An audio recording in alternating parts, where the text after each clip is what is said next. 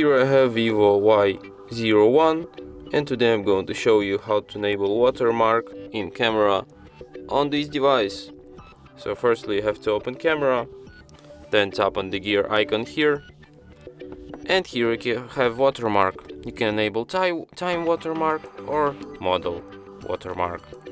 And now every photo you take will be marked with your time and phone model watermark. And that's it. Thanks for watching. If you find this tutorial useful, don't forget to hit that like button and subscribe to our channel.